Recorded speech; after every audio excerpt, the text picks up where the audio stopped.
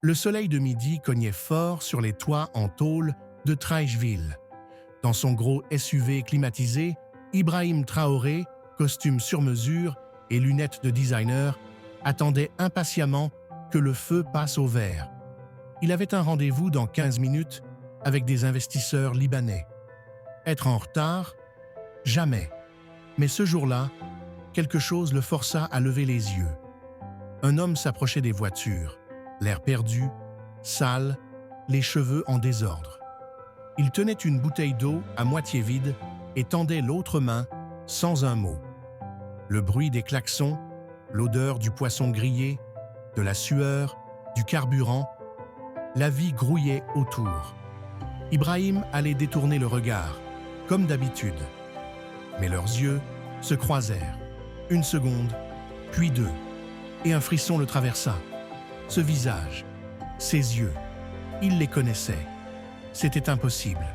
Et pourtant, c'était Seydou Konaté, son frère de cœur, son ami d'enfance, celui avec qui il avait partagé toutes les galères, tous les rêves.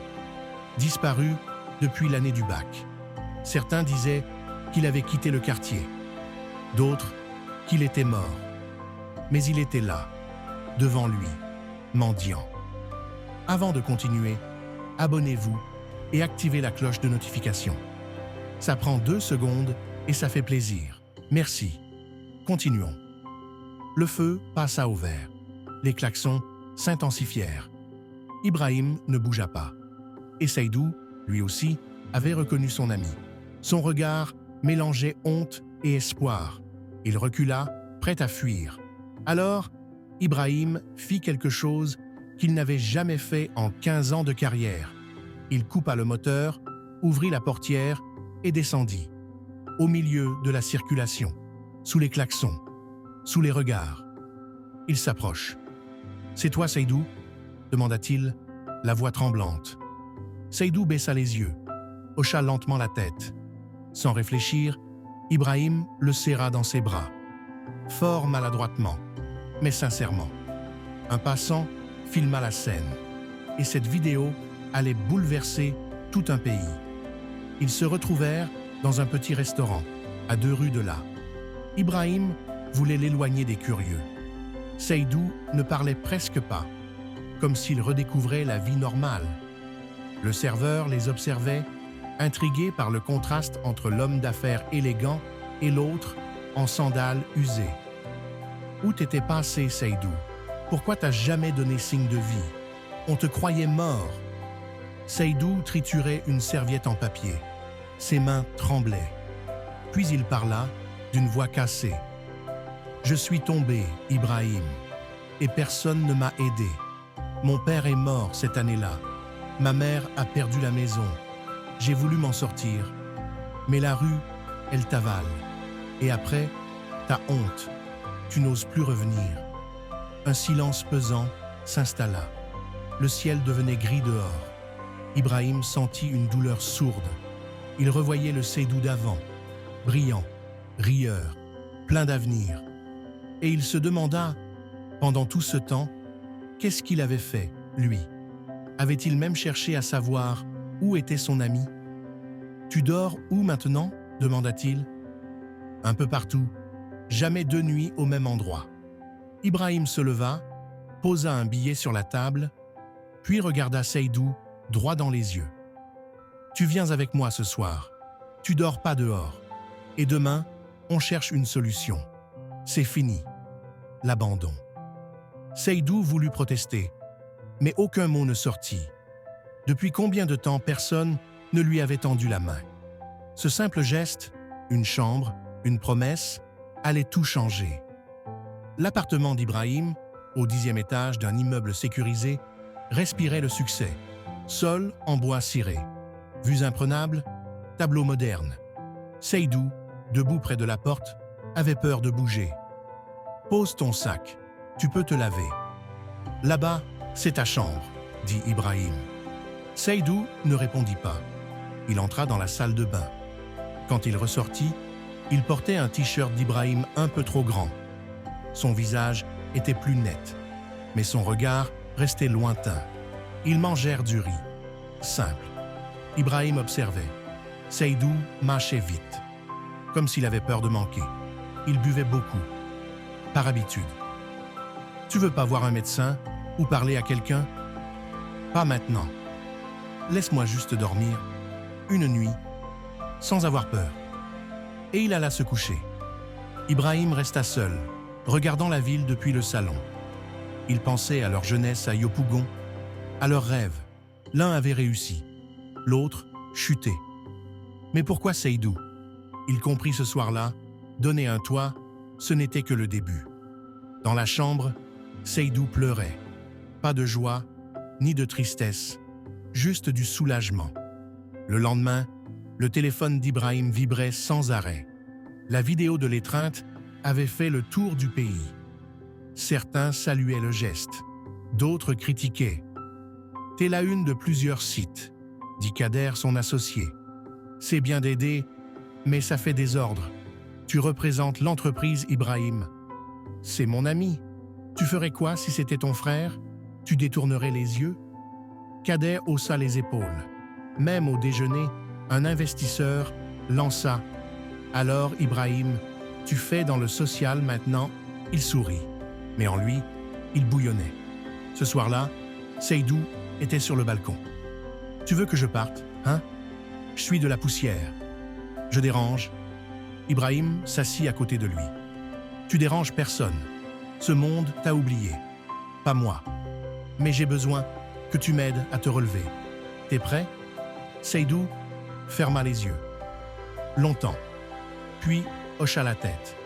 Mais il ne savait pas encore que le vrai combat ne faisait que commencer. Avant de continuer, cliquez sur « J'aime » si cette histoire vous touche. Ça nous aide à continuer à vous raconter des histoires vraies. Merci. On continue. 3 semaines passèrent. Seydou avait une routine. Petit-déj, recherche d'emploi, quelques heures de bénévolat. Chaque soir, il rentrait épuisé, mais fier. La rue le quittait doucement, mais la moindre suspicion pouvait rallumer les douleurs. Un matin, en pleine réunion à Cocody, l'assistante d'Ibrahim l'appela. « La police est là. Quelqu'un a utilisé ton badge hier soir pour voler du matériel. » Le gardien dit que l'homme ressemblait à Seydou. Ibrahim sentit le sol se dérober.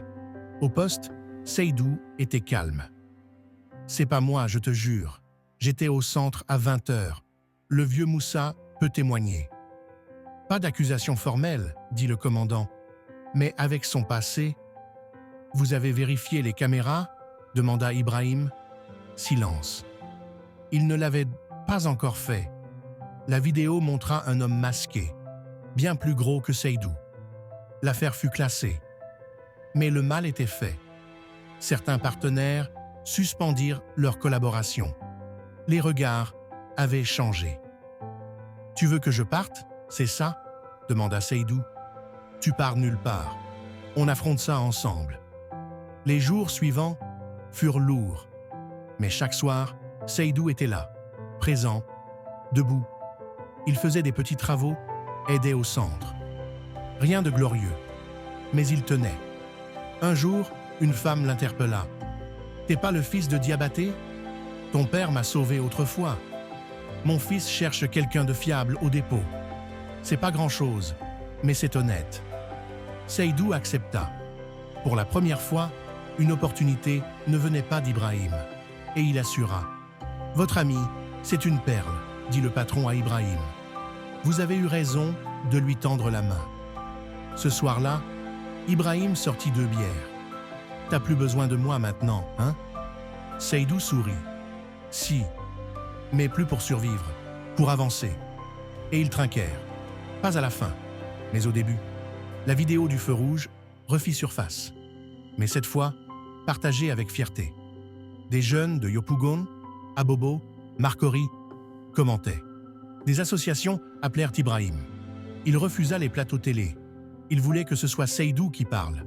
Un jour, au centre, un garçon lui demanda « Tu dormais dehors, toi aussi ?»« Oui, » répondit Seydou. « Tu crois que moi aussi, je peux m'en sortir ? Si quelqu'un croit en toi, et si toi, tu y crois un peu aussi, oui. » Le cercle d'Ibrahim changeait. Ceux qui étaient partis revenaient, respectueux. Ce qu'il avait perdu en affaires, il l'avait gagné en vérité. Mais une offre arriva. Dubaï, un poste haut placé, prestige, argent, tout, mais loin de Seydou, loin de ce qu'ils avaient bâti. Et si tu dis non, tu perds quoi? Demanda Seydou. Tout, ou peut-être rien. Ce qu'on construit ici, ça vaut quelque chose. 2 semaines passèrent, puis 3. Un jour, Ibrahim convoqua un notaire, puis un architecte, puis la mairie. 3 mois plus tard, à Treichville, on inaugurait la Maison Diabaté, un centre d'accueil, de formation, de dignité. Seydou en était le directeur. Ibrahim y avait mis son argent, son nom, sa foi. « Je ne pars pas, dit-il, parce que je crois qu'on peut changer le monde, pas en fuyant, en réparant. Ici, un garçon dans le public leva la main. « Tu crois que moi aussi je peux devenir quelqu'un ?» Seydou s'accroupit. « Tu l'es déjà, tu as juste oublié. Nous, on est là pour te le rappeler. » Et dans le regard de ce garçon, on comprenait. Ce qu'Ibrahim avait fait, ce n'était pas un miracle. C'était simplement humain, vrai et contagieux.